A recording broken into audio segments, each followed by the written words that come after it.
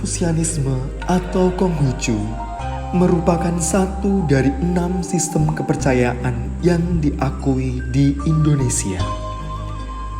Pada zaman Orde Baru, pemerintah sempat melarang segala bentuk aktivitas yang berbau kebudayaan dan tradisi Tionghoa.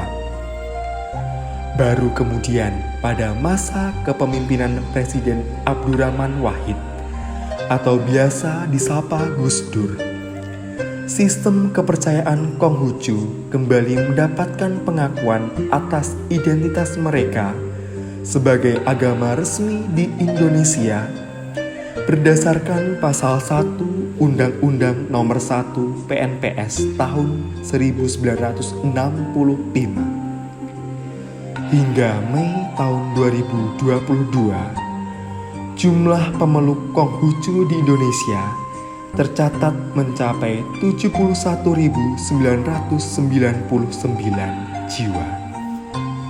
Sistem kepercayaan Konghucu atau Konfusianisme didasarkan pada ajaran Nabi Kongsi atau Konfusius yang lahir pada tahun 551 sebelum Masehi di negeri Lu.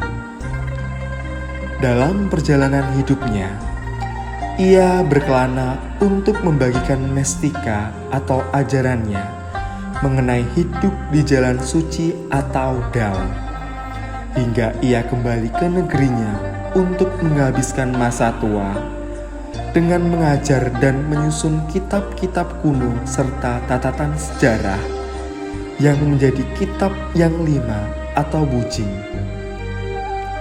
Konfusius wafat pada tahun 479 sebelum Masehi ketika berusia 72 tahun. Jalan kehidupan dan ajaran Konfusius yang diteruskan oleh para muridnya terus menyebar ke seluruh negeri Tiongkok dan Asia Timur. Bahkan pada akhirnya ajaran Konfusius sampai di Nusantara, Indonesia, sebagaimana dikenal sekarang ini sebagai sistem kepercayaan Konghucu. Dengan keragaman suku, agama, ras, dan golongan, Indonesia memiliki dasar negara Pancasila yang mempersatukan kehidupan berbangsa dan bernegara.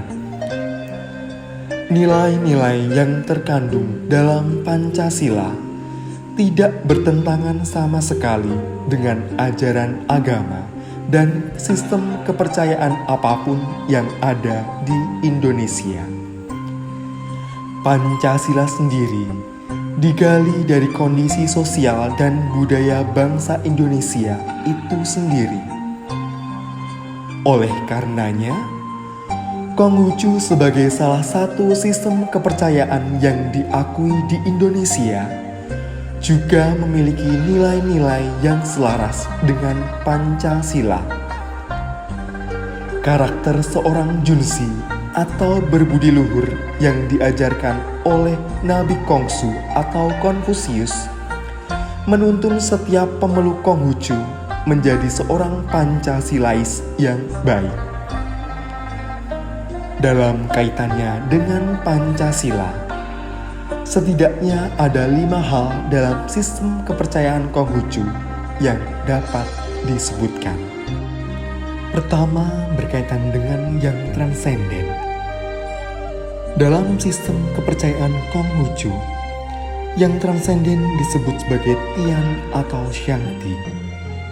Kitab-kitab Konghucu banyak berbicara tentang Tian, seperti dalam kitab Shijing yang adalah kitab puisi.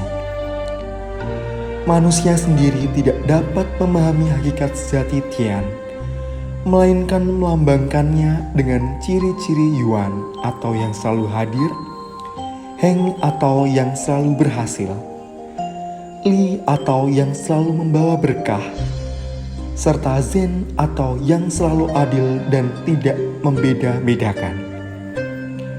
Gambaran Konghucu tentang yang transenden adalah Tian yang imanen, dekat pada makhluk, dan bukan transenden atau jauh dari makhluknya. Kedua, berkaitan dengan kemanusiaan.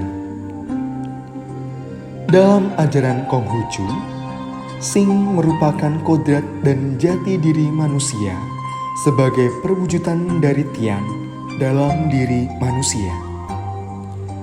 Manusia sendiri kesulitan dalam mengenali Sing-nya karena tertutup oleh emosi dan nafsu.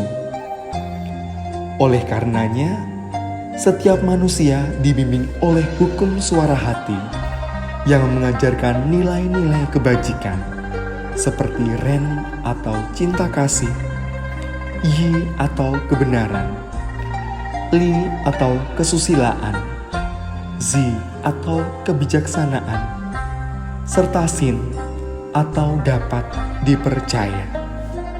Ketiga, berkaitan dengan persatuan dan keadaan sosial masyarakat. Dalam kehidupan bersama di masyarakat, seorang Konghucu memiliki nilai Yen yang mengandung hubungan ideal di antara sesama manusia dengan mengembangkan kebaikan, budi pekerti, cinta, dan kemanusiaan. Orang yang memiliki Yen berani untuk mengorbankan dirinya demi menjaga keseimbangan dengan orang lain. Dalam hal ini, Confucius menyatakan Golden Rule yang berbunyi, janganlah berbuat sesuatu terhadap orang lain yang tidak Anda ingini akan menimpa diri Anda sendiri. Dengan demikian, sikap hormat terhadap sesama akan menciptakan persatuan dan kedamaian atau disebut sebagai Wen. Nabi Kongsi sendiri mengajarkan 5 hubungan, yakni antara atasan dengan bawahan, hubungan suami dengan istri, hubungan orang tua dengan anak, hubungan antar saudara, serta hubungan antar teman. Keempat, berkaitan dengan demokrasi. Kitab Bengsi menyatakan bahwa Tian melihat sebagai rakyatku melihat, Tian mendengar sebagai rakyatku mendengar. Ungkapan ini hendak menyatakan suara rakyat merupakan suara Tian yang perlu didengarkan oleh mereka yang berada di tampuk pemerintahan. Hal ini berkaitan dengan sistem demokrasi. Dan yang kelima, berkaitan dengan keadilan di dunia. Konghucu memandang dunia ini dibangun atas dasar moral.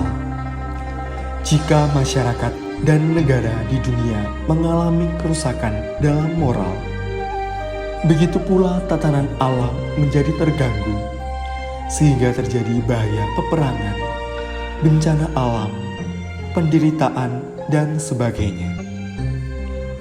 Oleh karena itu, setiap manusia diajak untuk menjaga harmoni dengan alam dan sesama, sehingga kesejahteraan dan keadilan manusia sendiri juga tercipta. Tian sendiri sudah berlaku sangat adil, sementara manusia yang justru tidak berlaku adil. Ajaran Konghucu tidaklah bertentangan dengan nilai-nilai yang terkandung dalam Pancasila, bahkan justru saling melengkapi. Salah satu tujuan dalam ajaran Konghucu adalah menjadi manusia junsi, seorang berbudi luhur yang menjunjung nilai-nilai kebajikan. Dalam hal ini, seorang menjadi pemeluk Konghucu yang baik ketika sekaligus menjadi orang Indonesia yang Pancasilais.